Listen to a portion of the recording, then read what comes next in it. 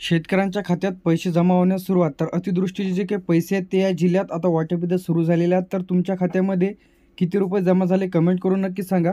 तर आता या जिल्ह्यांची यादी इथं आपण इथं बघणार आहे. तर आता यामध्ये जे काही सर्वात पहिले विभाग आहे अमरावती विभाग. तर यामध्ये अमरावती विभागामध्ये जुलै आणि ऑगस्टचे पैसे वाटप इथं सुरू झालेले आहे.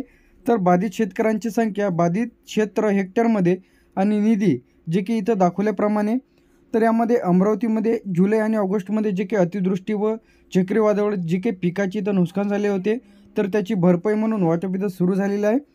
2 नंबरला आहे अकोला, त्यामध्ये जुलैमध्येच आहे महिन्यामध्ये.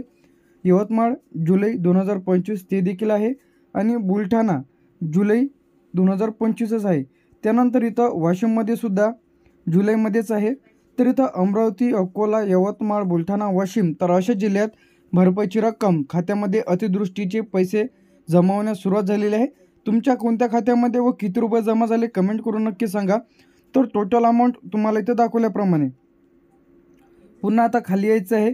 पुन्हा आता जुलैमध्ये जे काही झालं होतं तर दुसऱ्या महिन्यामध्ये सुद्धा जे काही झालेली आहे तर त्यामध्ये यवतमाळ, बुलढाणा आणि वाशिम हे ऑगस्टमध्ये झालेलं आहे.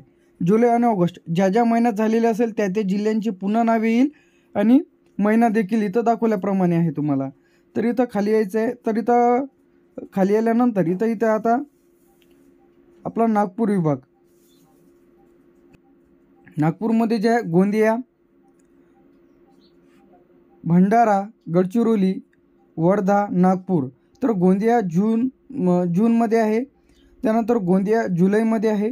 भंडारा जुलैमध्ये आहे. गडचिरोली जुलैमध्ये आहे. पुन्हा गडचिरोली ऑगस्टमध्ये देखील आहे. वर्धा ऑगस्टमध्ये आहे.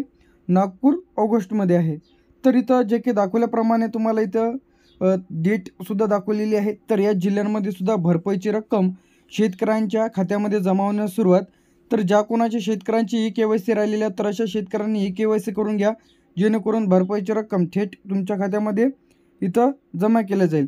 त्यानंतर इथं पुणे विभाग जे आहे यामध्ये कोल्हापूर तर ऑगस्टमध्ये जे आहे कोल्हापूर आहे.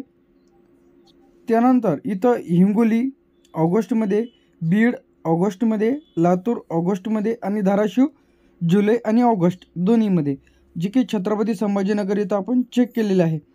त्यानंतर इथं थोडं खाली यायचं आहे. त्यानंतर यामध्ये जो काही पाचवा आहे नाशिक.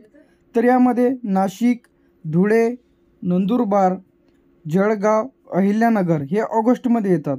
तर ऑगस्टमध्ये तर आता बरेच शेतकऱ्यांना पीक विमा देखील मिळालेला नाही.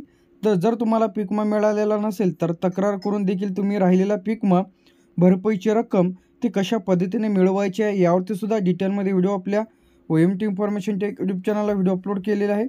तर लगेच बघा. तर यासाठी जे की 1339 कोटी 49 लाख एवढा जो काही निधी आहे ते आता अहिल्यानगर, जळगाव, नंदुरबार, धुळे, नाशिक, धाराशिव, लातूर, बीड, हिंगोली, त्यानंतर कोल्हापूर, नागपूर, वर्धा, गडचिरोली, भंडारा, गोंदिया, वाशिम, बुलढाणा, यवतमाळ, वाशिम, त्यानंतर बुलढाणा आलेला आहे, अकोला, त्यानंतर अमरावती. तर असे जे काही जिल्ह्यांचा यामध्ये समावेश आहे. तर या जिल्ह्यातील सर्व शेतकरी बांधवांच्या खात्यामध्ये ज्या बँक पासबुकला तुमचा आधार लिंक आहे तर DBTच्या माध्यमातून सर्व शेतकरी बांधवांच्या खात्यामध्ये अतिवृष्टीचे पैसे या जिल्ह्यात वाटप आता सुरू झालेले आहे. तर तुमच्या खात्यामध्ये पैसे जमा झाले की नाही कमेंट करून नक्की सांगा. थँक्यू.